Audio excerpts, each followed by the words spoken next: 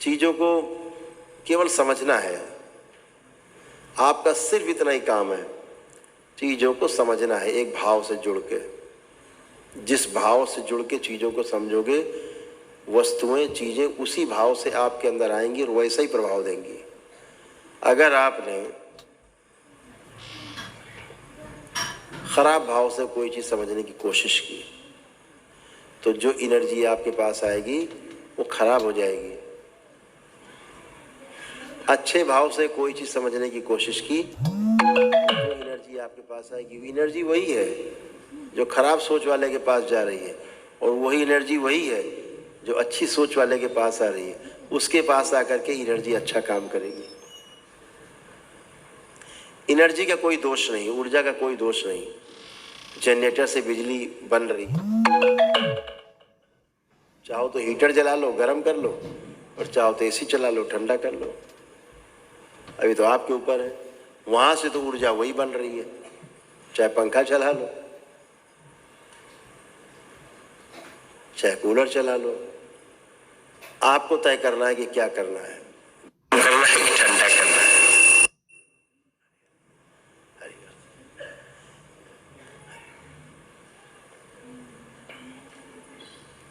हरि ओम श्री। तो आपको समझना है कि करना क्या है। नियत हमारी जो है जैसी होती है, जैसी नियत होती है, सृष्टि वैसे ही काम करती है। आप बिल्कुल स्वतंत्र हैं। मनुष्य योनि में कर्म स्वतंत्रता है, आपको कर्म करने की छूट है।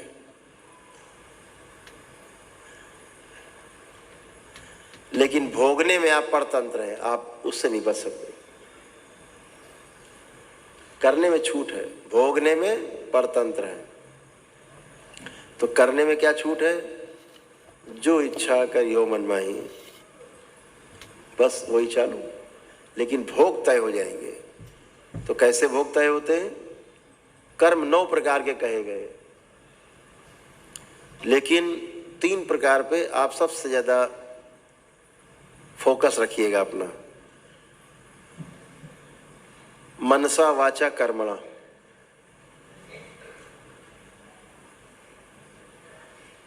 यकृत कारित अनुमोदित, और 3 मिला लो 6 हो गए।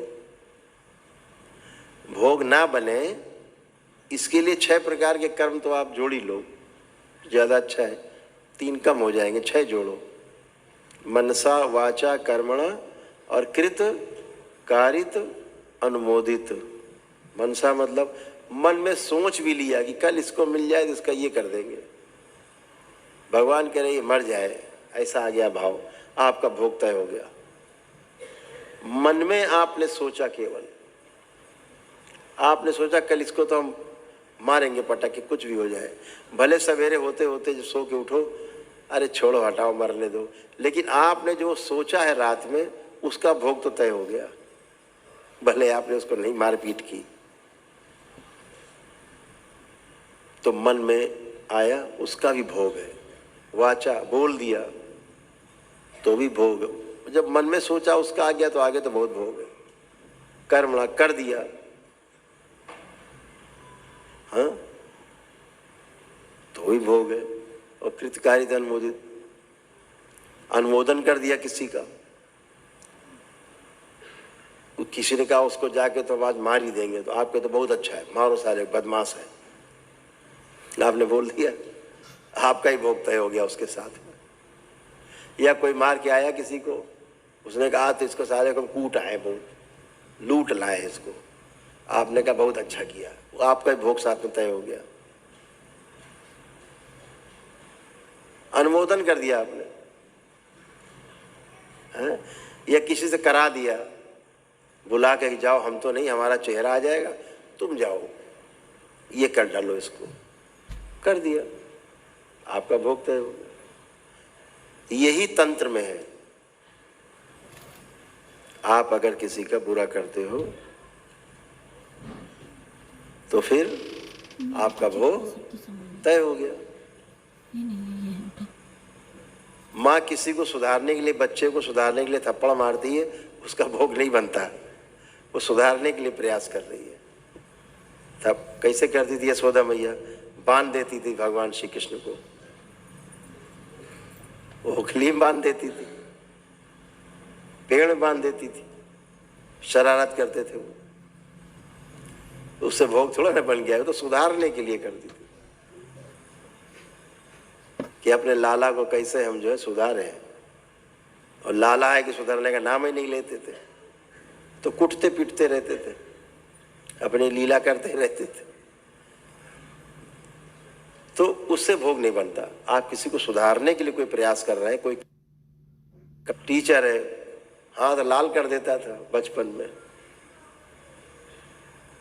तो उससे भोग नहीं बनता है, क्योंकि आपके भलाई के लिए कोई प्रयास कर रहा है।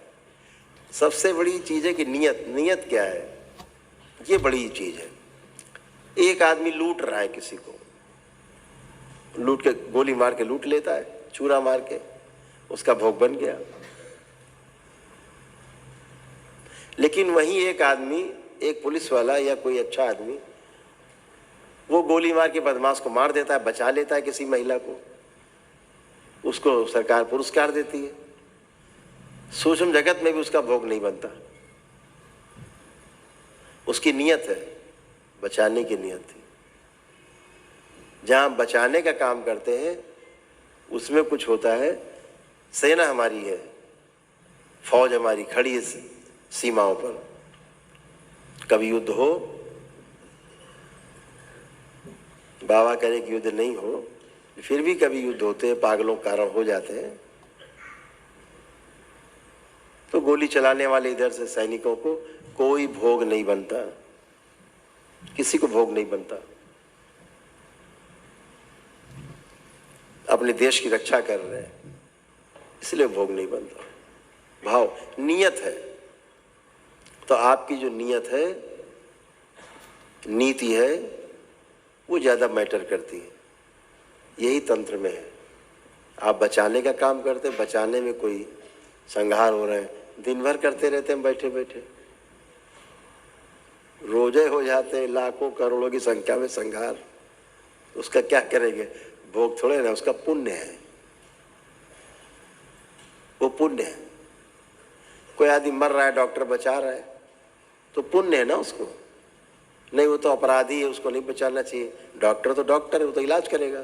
अपराधी हो, चाहे वो जज साहब हो, चाहे अधिकारी हो, चाहे नेता हो, चाहे सामान्य व्यक्ति हो, वो तो धर्म है उसका बचाना। तो ऐसे बचाने वाला बड़ा है, माना गया है, उसका भोग नहीं बनता बचाने में। तो हम सबसे, वो दरबार आपसे अपेक्षा रखता है कि आप उसी वाले कालम में रहें, सोच विचार में।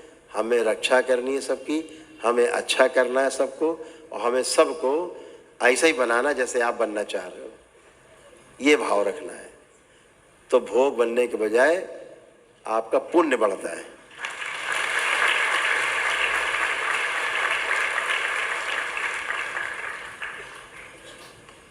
अगर दंड देके किसी को सुधार दिया जाए, उसका भोग नहीं बनता, उसका पुण्य बनता है। दंडित किया किस भाव से? कि सुधारना है इसको, तो उसका भोग नहीं। यही छोटी छोटी चीजें ध्यान रखनी है, क्योंकि एक व्यवस्था है, ये पूरी व्यवस्था को समझ के जीने में सुख ही सुख है, और व्यवस्था को बगैर समझे जीने में दुख ही दुख है। क्योंकि पता नहीं होता अचानक से कौन सा ऊपर से फाट पड़ा, ऊपर से क्या फट गया, आके चला या गिर गया, अचानक ही, उसकी कल्पना नहीं किया आपने, समझा नहीं किसी चीज को। जीवन में दो चीजें हैं, किसी भी काम को करने के पहले